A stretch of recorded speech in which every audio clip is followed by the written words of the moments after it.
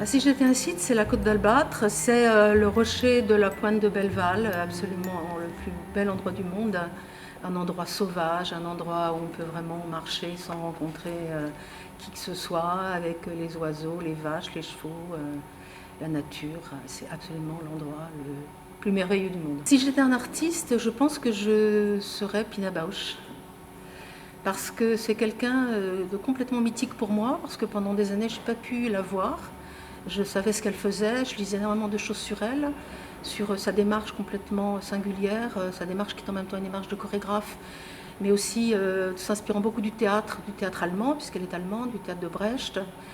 de la musique de Kurt Weill, mais aussi d'autres musiques, et puis surtout travaillant de manière très originale sur les corps. C'est quelqu'un qui travaille aussi bien avec des amateurs que des professionnels, et voilà. Et j'ai eu le plaisir, le grand plaisir, mais elle venait juste de mourir, de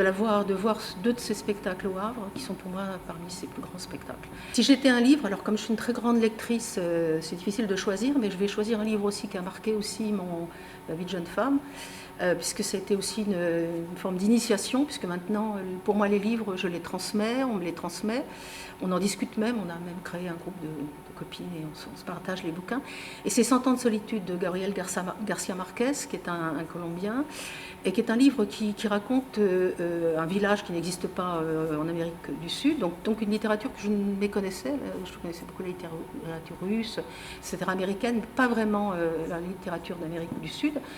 et qui raconte l'histoire d'une famille qui a été bannie et qui a reçu une forme de sortilège. Et c'est surtout très intéressant parce que en même temps on mêle le magique au réel, et donc ces trois générations de familles qui ont tous les mêmes noms, les mêmes prénoms d'ailleurs à chaque fois qu'un quelqu'un naît, comme s'il fallait transmettre, et voilà, c'est qui a vécu voilà, tous les conflits, les guerres, etc. C'est très très très beau, c'est très fort. Je serais Charlot, parce que pour moi, c'est la personne qui a peut-être été la plus libre, la plus inventive, la plus drôle, la plus caustique, capable en même temps d'être comédien, d'être musicien, producteur,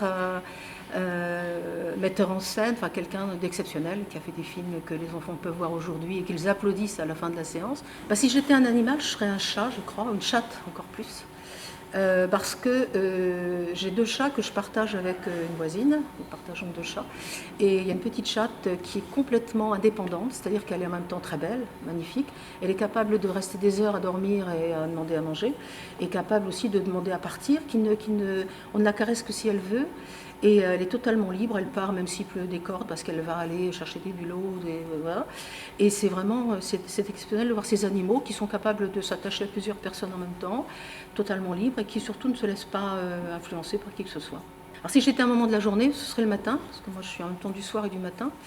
Et le matin parce que la journée est à inventer, il y a 1000 choses à faire, donc on n'en fait que 100 parfois, ou que 10, ou qu'une chose. Mais disons qu'on sait qu'on va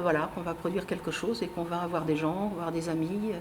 qu'on va voir son mari, qu'on va voir peut-être sa fille, ses petits-enfants, etc. Et ça c'est très important parce que voilà, la journée est ouverte. Comme disait Prévert, bonjour camarade soleil, est-ce que tout le monde donne une journée pareille à un patron? Moi j'ai plus de patron, donc je peux faire ce que je veux dans la journée, et pour moi c'est génial.